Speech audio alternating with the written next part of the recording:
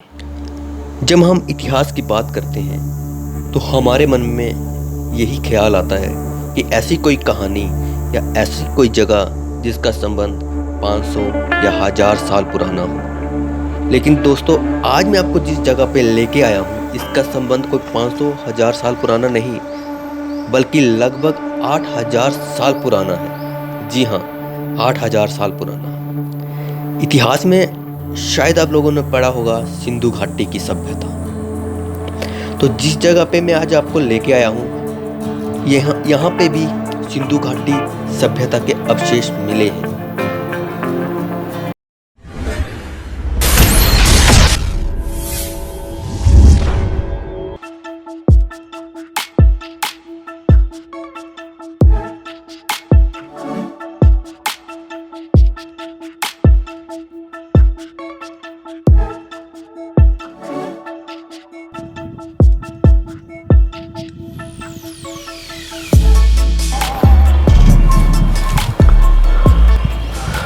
तो नमस्कार दोस्तों, आज मैं जिस लोकेशन पे आया हूँ ये है चंडीगढ़ से 40-50 किलोमीटर दूर। जगह का नाम है रोपड़। रोपड़ के पास में ही एक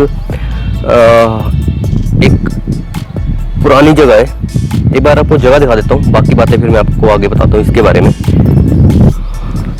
तो गाइज, ये आप मेरे पीछे देख रहे होंगे, एक ये कोई महल सा बना है और इस साइड सारा खाली है। एक बार जगह दिखाता हूँ आपको सारी में।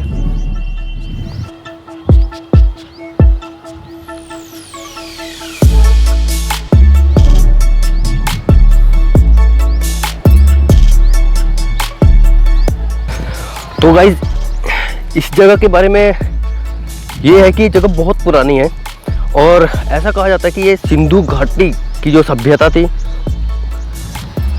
उस टाइम की ये जगह है। और यहाँ पे भी खुदाई हुई है, जैसे सिंधु घाटी की सभ्यता, सिंधु घाटी में जो खुदाई हुई थी उसी टाइप से यहाँ पे भी खुदाई हुई है। वो भी आपको मैं जगह दिखा रहा हूँ जहाँ पे खुदाई हुई है।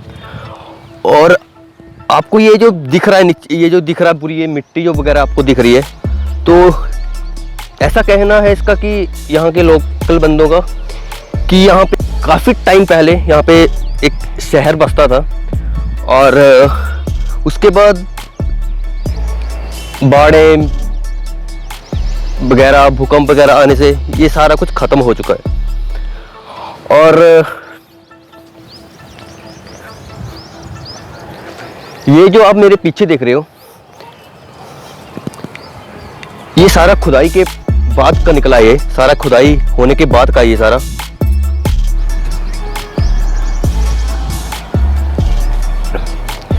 जैसे हड़प्पा में खुदाई हुई थी और कुछ अवशेष मिले थे वहाँ पे, तो यहाँ पे भी खुदाई हुई है और खुदाई के बाद ये सारा निकला ये। और ऐसा कहा जाता है कि जो सिंधु घाटी की सभ्यता जो थी, सिंधु घाटी में जो अवशेष मिले थे सेम अवशेष यहाँ पे भी मिले हैं। और एक बार मैं आपको दिखाता हूँ।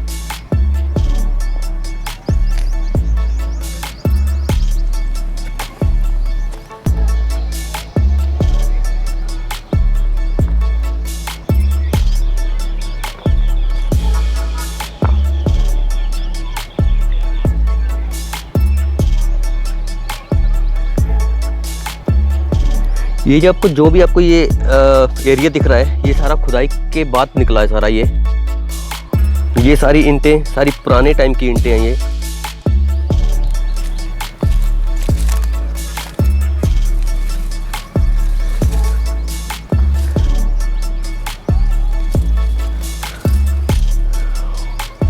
और अगर आप लोग यहाँ आना चाहते हो तो मुझे बहुत दिक्कत हुई क्योंकि मुझे जगह का नाम नहीं था प्रॉपर पता। तो अगर आप लोगों ने यहाँ पे आना तो जगह का नाम है, इस जगह को लोग बोलते हैं टिब्बी। तो अगर आप टिब्बी नाम बताओगे तो लोग आपको यहाँ तक पहुँचा देंगे। और गाइस, सिंधु घाटी सभ्यता के जो अवशेष थे वो हड़प्पा, मोहनजोदाड़ो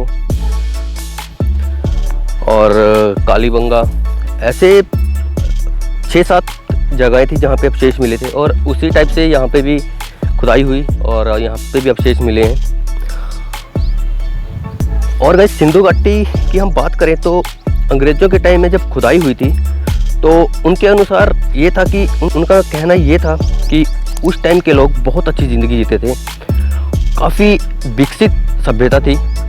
और उनका कहना ये भी था कि ये सभ्यता कई बार उजड़ी है और बसी है।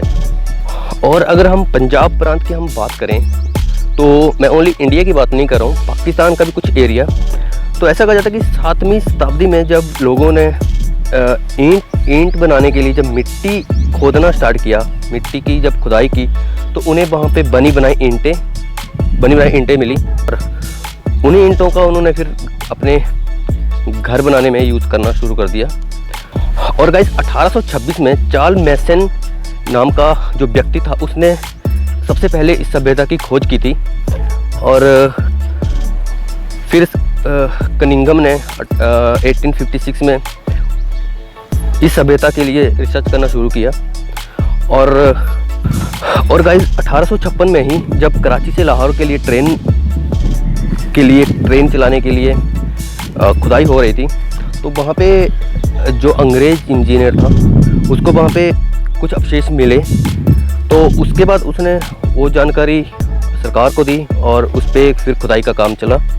और गाइस इस सभ्यता में कई बार खुदाई करते टाइम कांसे के बर्तन भी मिले हैं। तो हिस्ट्री में कई बार कांसे सभ्यता भी इसको कहा जाता है।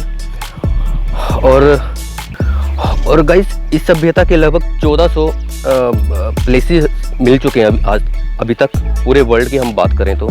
और इंडिया में लगभग 925 प्लेसेस इंडिया में मिले हैं। और ज़्यादातर 80% जो प्लेसेस हैं वो सरस्वती नदी के नज़दीक या जो भी उसकी दूसरी नदियाँ थी उनके नज़दीक मिले हैं। यानी हम कह सकते हैं कि 80% लोग जो है वो नदी के नज़दीक ही रहते थे। मतलब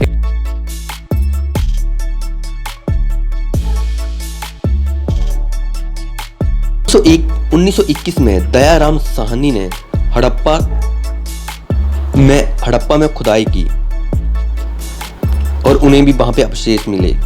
उसके बाद राखालदास बनर्जी ने मोहनजोदाड़ो में खुदाई की और ऐसा कहा जाता है कि राखालदास बनर्जी ने मोहनजोदाड़ो की खोज की। ऐसा भी कई जगह आपको पढ़ने में मिल जाएगा। और दयाराम साहनी की बात अगर हम बात करें तो उनका पूरा नाम राय बहादुर दयाराम साहनी था। उन्होंने 1921 से लेकर 1922 तक हड़प्पा की खुदाई की। उसके बाद 1931 में दयाराम साहनी को डायरेक्टर जनरल बनाया गया आर्कियोलॉजिकल सर्वे ऑफ इंडिया का।